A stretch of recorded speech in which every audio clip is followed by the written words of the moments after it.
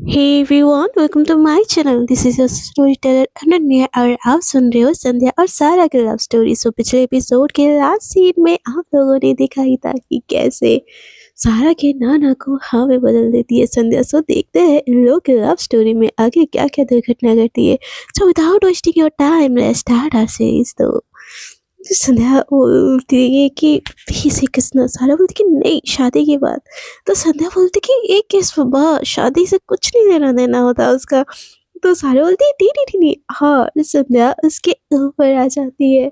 हाय, उसके ऊपर आने से सारा की सिट्टे विट्टे खुल हो जाती है। संध्या उसको बहुत पैशनेटली किस करने लगती है। सारा भी खुद को रोक नहीं पाती है। उसकी हाथ ना चाहते हुए भी संध्या के कमर में रब करने लगता है और उसको अपनी और क्लोज खींच लेता है। संध्या ऊपर होती है, सारा नीचे होती है। संध्या थोड़ा सा ऊपर उठती है और बोलती है कि हो गया मैं किस, अब मैं जाऊँ। तो सारा बोलती कि नहीं नहीं नहीं नहीं, मेरा टर्न नहीं हुआ है। संध्या बोलती कि नहीं नहीं नहीं मेरा हो गया। सारा बोलती कि नहीं। संध्या बोलती कि हाँ हो गया है, बाकी तो शादी के बाद ना। सारा बोलती है भाड़ में जाए शादी, मुझे तो अभी चाहिए किस। और उसको और पैशनेटली पकड़ के किस करने लगती है। थोड़ी देर बाद सारा बोलती कि नहीं नहीं नहीं नहीं, हो गया। तो संध्या बोलती कि हो गया हो गया। सारा बोलती कि नहीं बिल्कुल नहीं हुआ है। और उसकी जो ऑलरेडी उसने खोली हुई होती है टी शर्ट और उसके नेक पे वो किस करने लगती है। हाय, उसके ऐसे करने से तो सत्या की तो फीलिंग्स एकदम जन्नत वाली होती है। और सारा के उसके नेक पे हल्की हल्की किसेस और हल्की हल्की बाइट से संध्या की सांसें और तेज होने लगती है। संध्या की मुंह से बस सिसकियां निकल रही होती है। और वही सिसकियां सारा को और ज्यादा करने के लिए मजबूर कर रही होती है। सारा फिर से संध्या के ऊपर आती है और उसके लिप्स पे पूरा किस करने लगती है। उसका मन ही नहीं कर रहा होता है संध्या को छोड़ने का। और संध्या के जो हाथ है ना सारा को अपने ऊपर और खींच रही होती है। उसके नेल्स, उसके जो होते हैं पीठ, उसमें धंस रहे होते हैं। उसके ही नाखून का छुपना भी सारा को और ज़्यादा मदहोश की जा रही होती है। और वो और पैशनेटली किस गिर जाती है। देखते देखते ना दोनों की बॉडी से एक भी कपड़ा नहीं रहता और सारे बेड के नीचे गिरे होते हैं। दोनों ब्लैंकेट के अंदर होते। सारा कभी पैशनेटली संध्या को किस किए जा रही होती। उसका मन कर रहा होता बस खा जाऊँ, समा जाऊँ, अपने आगोश में ले जाऊँ। हर सारे के हर एक टच से संध्या की बॉडी में करंट सी लग रही होती है, एक मदहोशी सी छा रही होती है। और दोनों पागलों जैसे एक दूसरे को किस किए जा रहे होते हैं।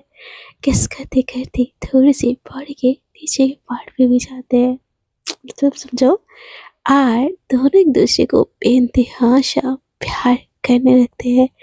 थोड़ी देर में ना दोनों एक दूसरे को प्यार करने के बाद थक जाते हैं और दोनों एक दूसरे के साइड पे लेट जाते हैं।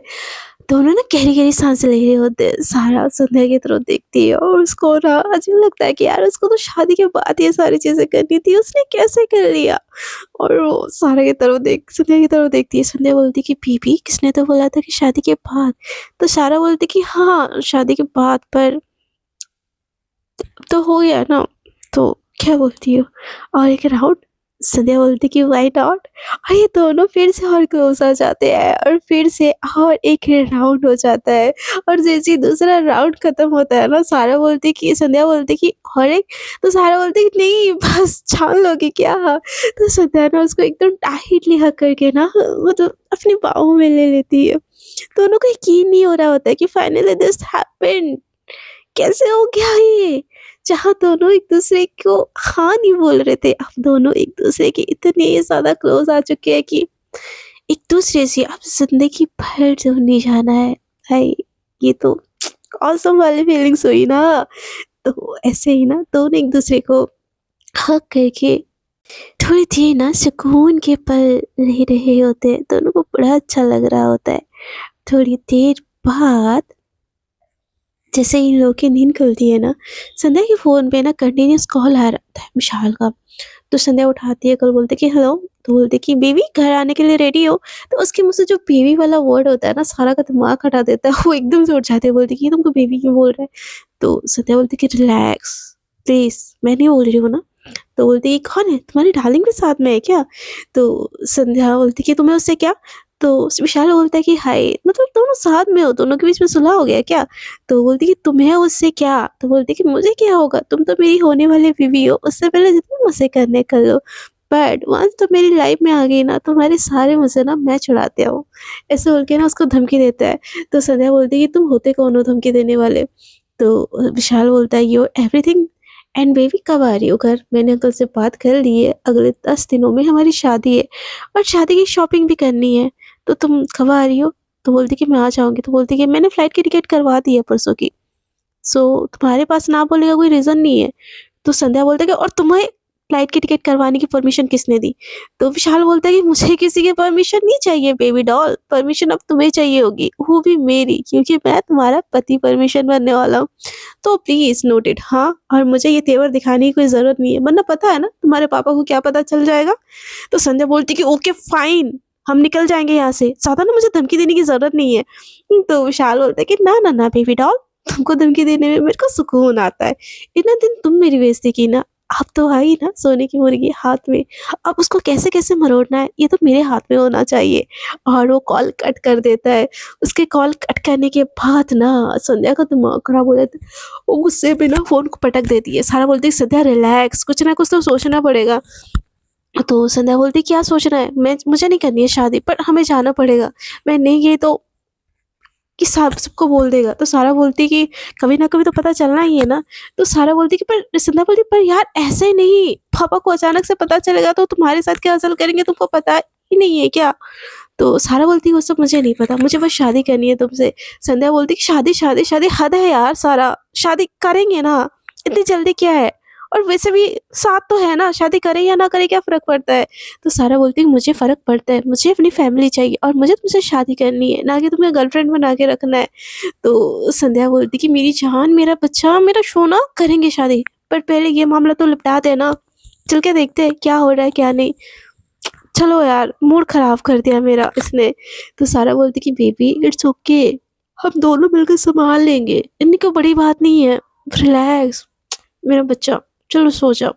और उसको सुलाने लगती है, बट संध्या के दिमाग में ना बहुत कुछ चल रहा होता है कि वो किसी भी हालत में अपने पेरेंट्स के सामने सहारा की बात आने नहीं दे सकती। इसलिए नहीं कि वो डरती है, बल्कि इसलिए क्योंकि वो सहारा की लाइफ़ के साथ कोई भी रिस्क नहीं ले सकती। एक दिन कट जाता है, ये दोनों ना बहुत प्यार से इनका एक जो दिन होता है ना वो गुज़रता है, साथ में खाते हैं, साथ में नहाते हैं, दोनों 1 सेकंड के लिए भी एक-दूसरे से दूर नहीं हो रहे होते हैं। और फाइनली वो दिन भी आ जाता है जब उनको जाना होता है घर पे और दोनों की पुरानी लाइफ़ फिर से स्टार्ट होनी होती है। फ्लाइट में दोनों बैठे होते हैं, एक-दूसरे का हाथ पकड़े होते हैं, सारा का मूड बहुत ऑफ होता है।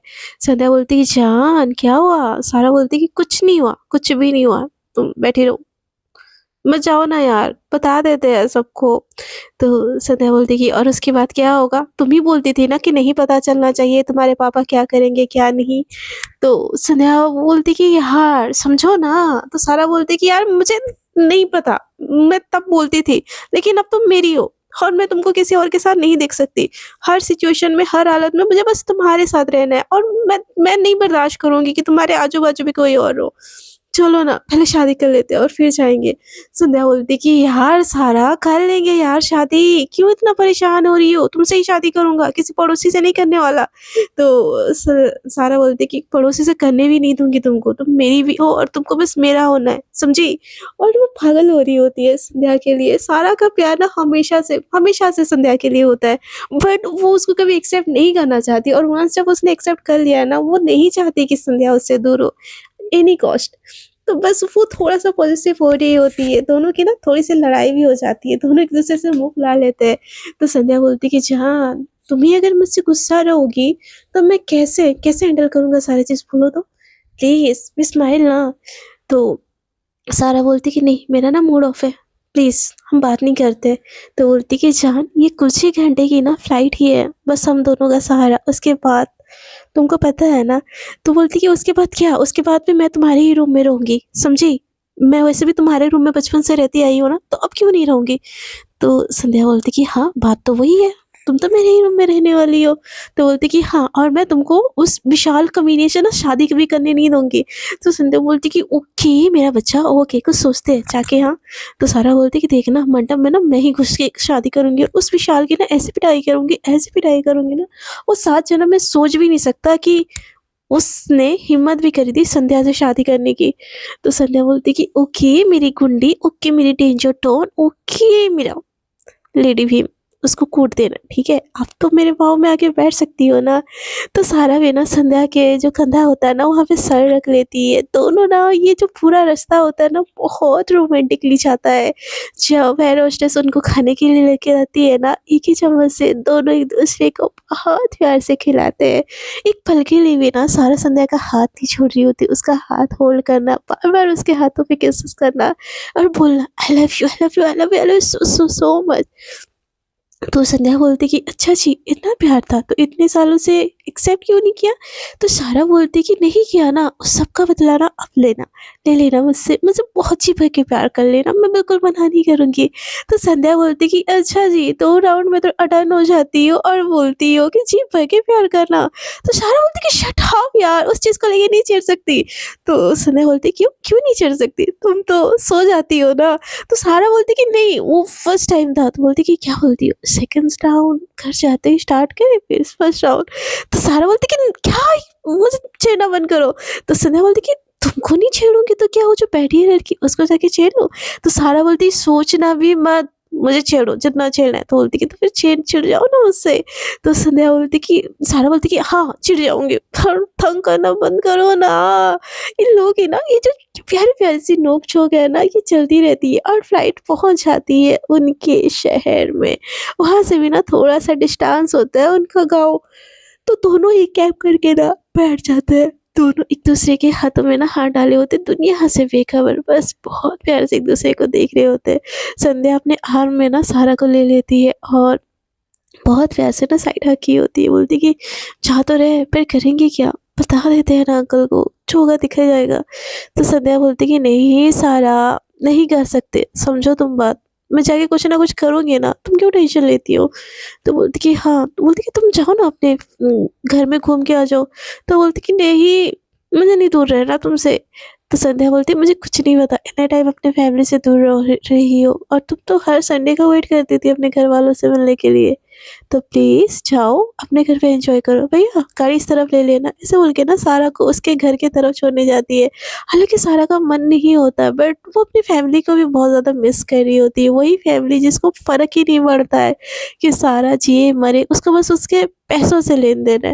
बट सारा तो उन लोगों से बहुत प्यार करती थी ना, तो क्या बोलते कि वो वहाँ पे ना उसको ड्रॉप कर लेती है।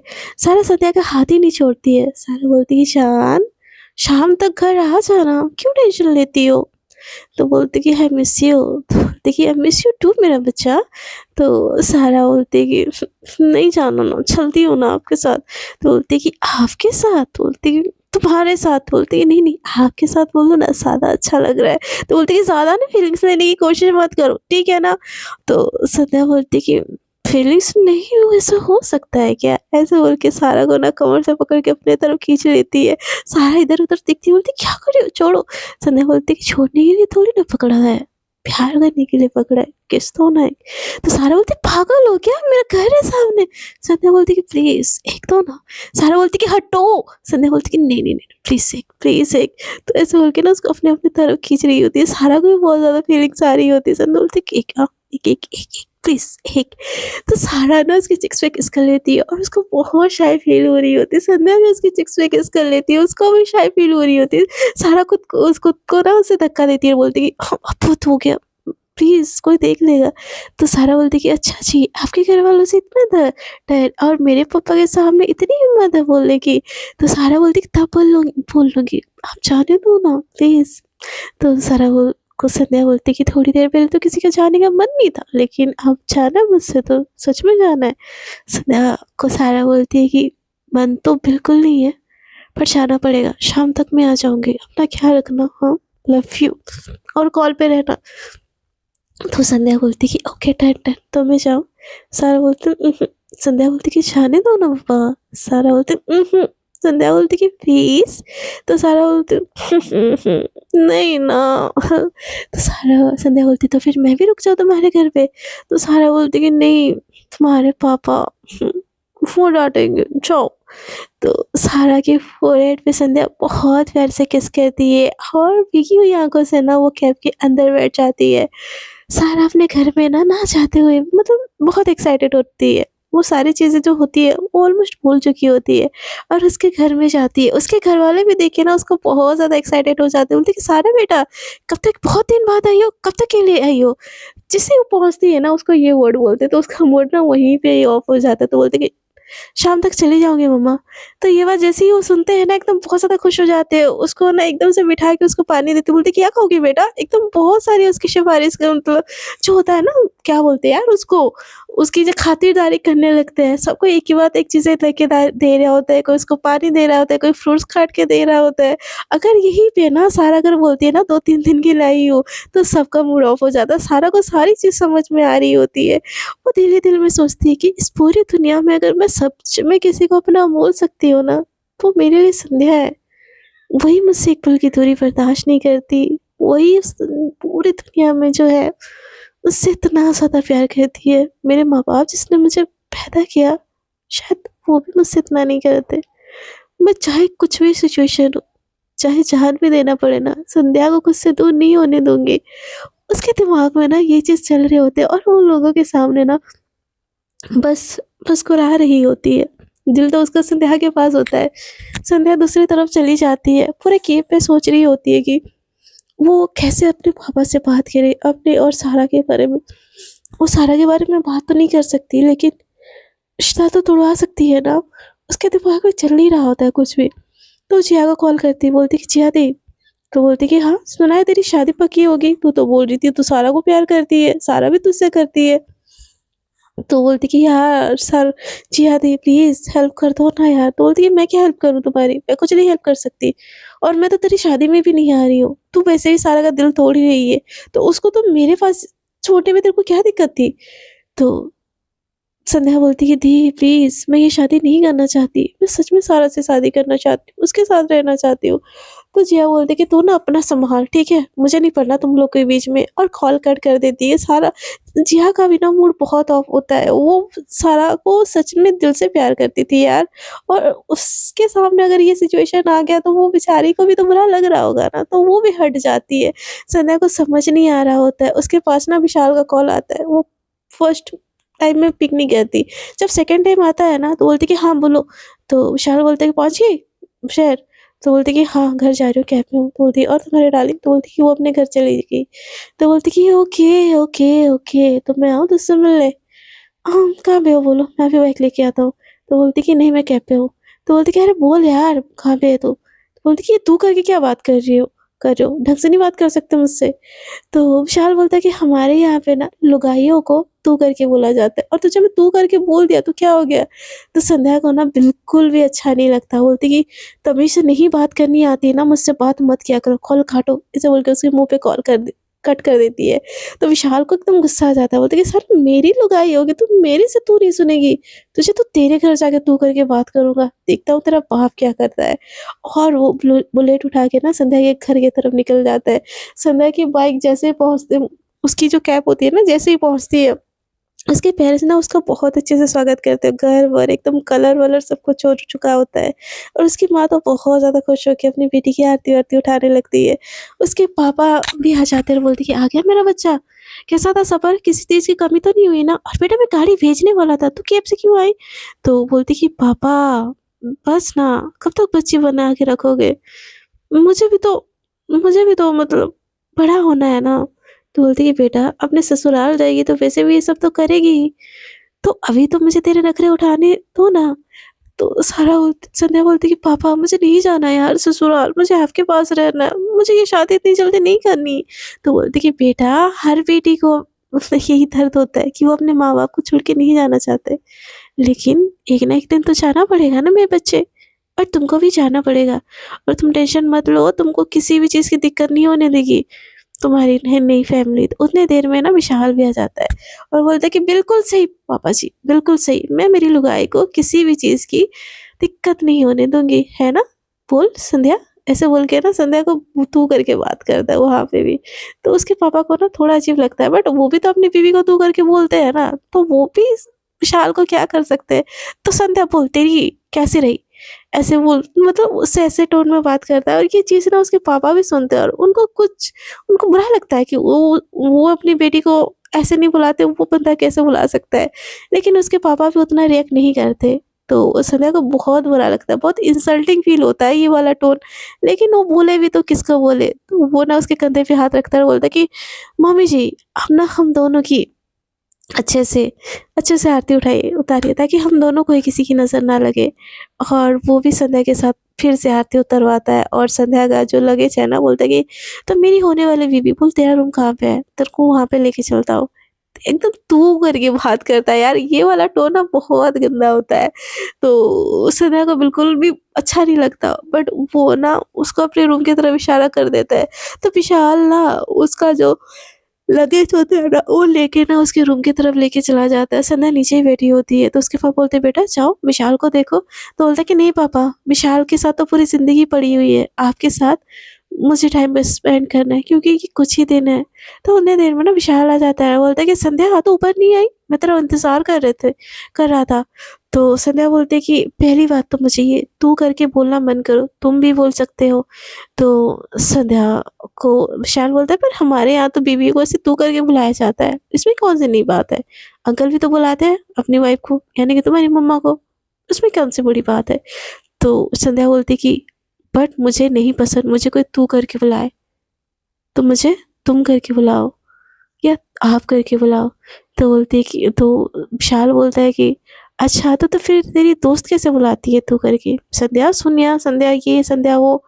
तो ये सुन के ना सना को बहुत गुस्सा आता है, बोलती है कि तुम ना उसके साथ कंपेयर मत करो, ठीक है?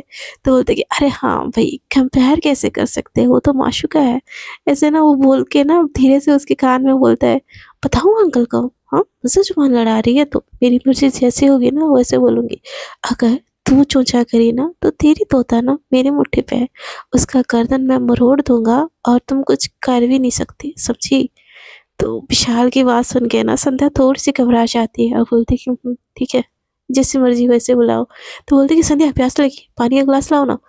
तो संध्या खुद थक के आती आई होती है इतना ट्रैवल करके, तो उसके पापा बोलते कि अरे बेटा तुम संध्या को क्यों बोल रहे हो, कोई और ला देगी। तो बोलते कि नहीं नहीं, मेरी मैं चाहता हूँ मेरी बीवी अभी से मेरी बीवी जैसे ही रहे, प्लीज संध्या ला दो ना, किचन दूर थोड़ी ना है। ऐसा बोल के वो किचन के तरफ दिखा के ना संध्या को बोलती है, तो संध्या ना चाहते हुए भी पानी का ग्लास उसके लिए ला देती है और अपने पैर के ऊपर पैर चढ़ा के ना विशाल बैठ के ना पानी पीने लगता है। ये चीज़ ना संध्या के पापा को बिल्कुल अच्छी नहीं लग रही होती है, बट शादी के कार्ड बढ़ चुके हैं, 10 दिन में शादी है और वो हर चीज़ को इग्नोर करने की कोशिश कर रहे होते हैं कि बस शादी हो जाए, बस उनके दिमाग में ना ये चीज़ हो रही होती है और संध्या को ये सारी चीज़ें ना बिल्कुल हर्ट कर रही होती है अंदर से।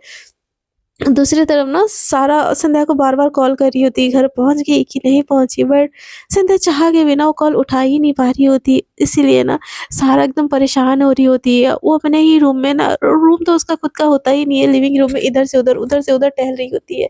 तो उसकी माँ बोलती है, "बेटा कुछ हुआ है?" तो बोलती है कि नहीं मम्मा, कुछ कुछ नहीं हुआ है। बस वो संध्या कॉल नहीं उठा रही है। तो उसके पेरेंट्स बोलते हैं कि अरे बेटा उठा लेगी कॉल, वैसे भी उसकी शादी वाला माहौल है, हमें भी हमें भी मालिक ने काट दिया है, बुलाया है हमें भी, हम भी चलेंगे सज-धज के, तो मेरे को ये शॉपिंग करवाना ना संध्या, और मालिक को बोलना संध्या की शादी हो रही है, हमको कुछ ज़्यादा ही बख्शीश दे, हम लोग को भी कपड़े-वपड़े खरीदना है भई, और तू भी तो खरीदेगी ना, तो मालिक से ज़्यादा पैसे लेके आना। तो ये सुन के ना सारा का दिमाग खराब हो रहा होता है, एक तो उसके प्यार को किसी और के हवाले किया जा रहा है और उसके पेरेंट्स को उसी चीज़ में भी नाचना है, भई उसका ना दिमाग हट जाता है। वो एकदम से अपना जो लगेज तो सारा संध्या के साथ भेज दी होती है ना, अपना एक जो हैंडबैग होता है, वो पकड़ती है और बोलती है कि मम्मा मैं जाती हूँ संध्या को देखने के लिए। वो आई है ना सफ़र से, तो उसकी माँ ना उसको जाने ही नहीं देती, बोलती कि बेटा बैठ ना, बातें करनी है। पता है तेरी बहन को ये वाली गाड़ी चाहिए थी, तो तेरे पास पैसे हैं तो बेटा तू दिलवा देना ये वाला। तो ये सारा चीज़ सुन के ना संध्या सारा का ना दिमाग हट रहा होता है कि वो जस्ट घर पे आई है और उसकी बहन को गाड़ी चाहिए तो ये दिलवाए। मतलब वो ठीक है कि नहीं ये चीज़ उन्होंने नहीं पूछा, बट उसकी बहन को गाड़ी की नीड है इसीलिए वो ये चीज़ जल्दी बोल दिया। तो सारा बोलती है कि माँ मैं चलता हूँ, चलती हूँ मैं बाद में बात करते हैं इस बारे में। और वो अपना हैंडबैग उठा के ना वहाँ से निकल जाती है और एक रिक्शा कर लेती है अपने घर जाने के लिए। दूसरी तरफ ना संध्या के साथ ये सारी चीज़ें हो रही होती है और खाने इतना टाइम तक ना खाना भी लग चुका होता है और जो विशाल है ना वो बोलते कि नहीं, नहीं अंकल, नहीं, नहीं पापा जी, मुझे तो संध्या ही परसेगी। और संध्या जो खाने की टेबल पे बैठी होती है ना, उसको उठा के ना उसको परोसने के लिए बोलती है कि उसके पापा को स्टिल ये चीज़ अच्छी नहीं लगती, बट वो क्या कर सकते हैं यार, घर की इज़्ज़त वाली बात है ना, तो इज़्ज़त तो सँभालनी पड़ेगी। तो संध्या खाने की टेबल से उठ के ना जो लाडली बच्ची खुद के लिए पानी का ग्लास नहीं उठाती थी, वो किसी और को खाना परोस रही है। उसके पापा को भी ये चीज़ बहुत गुस्सा देती है, बहुत। इतना कि अगर सिचुएशन कुछ और होता ना, वो धक्के मार के विशाल को अब निकाल देते। लेकिन अब थोड़ा-सा सिचुएशन अलग है, शादी के कार्ड बढ़ चुके हैं, तो उनको थोड़ा-सा तो सहना पड़ेगा।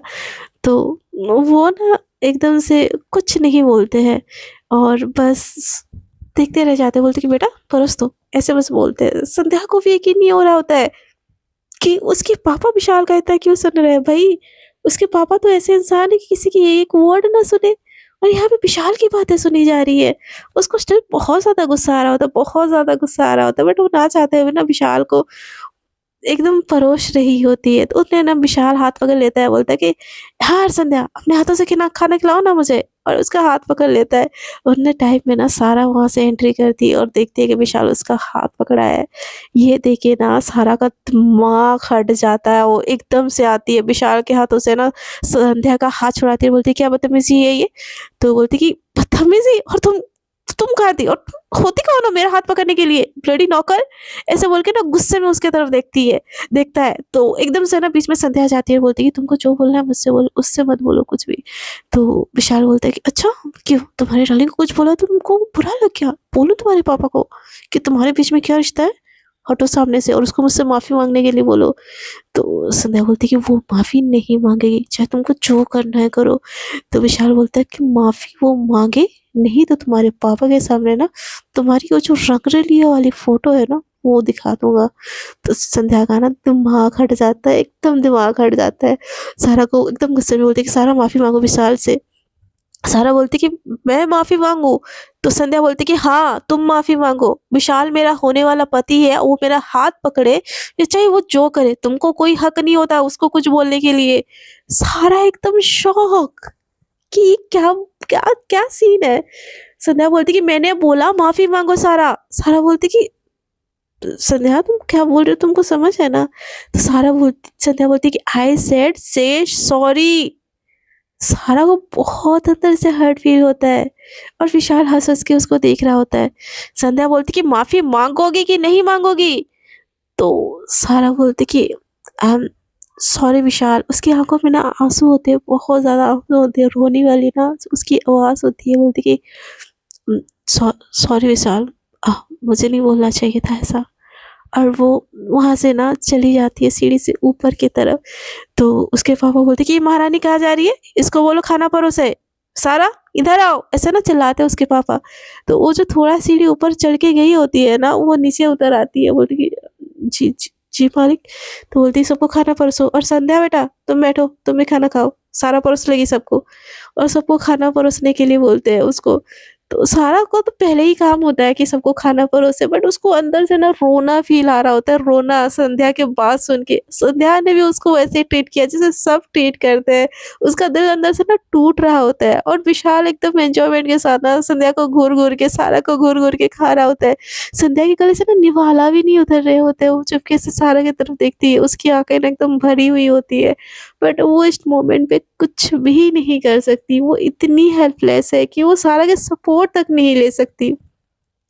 दोनों के दिल में ना बहुत, बहुत, बहुत ज़्यादा दर्द है, बट वो बोले तो बोले किसको यार? मतलब ये वाला सिचुएशन है। और कैसे कैसे समझाए किसको कि क्या सीन है? सो फ्रेंड्स, आज के लिए इतना ही। मिलते हैं नेक्स्ट एपिसोड में। आपको अगर मेरा एपिसोड, मेरा सीरीज़ थोड़ा-सा भी अच्छा लग रहा है ना, तो please, please, please, please channel को कर दीजिएगा सब्सक्राइब, वीडियो को कर दीजिएगा लाइक और अपने फ्रेंड्स के साथ भी शेयर कीजिए वीडियो को यार। आप लोग व्यू नहीं देते हो तो मैं अपलोड क्यों करूँ बोलो? सिंपल सी बात है। आपको तो मुझसे प्यार रहा नहीं तो मैं क्यों अपना भी टाइम आपको दूँ? तो आप मुझे प्यार शो करो, मैं भी रोज़ वीडियो लाऊँगी। अब व्यू ही नहीं जाता तो मैं वीडियो किसके लिए अपलोड करूँ बोलो? ये भी कोई बात हुई? तो प्लीज़ यार वीडियो को शेयर कीजिए जितना हो सके अपने फ्रेंड्स के साथ और मेरे साथ ऐसे बने रहिए। आज के लिए इतना ही। Tata, bye bye, good night, take care.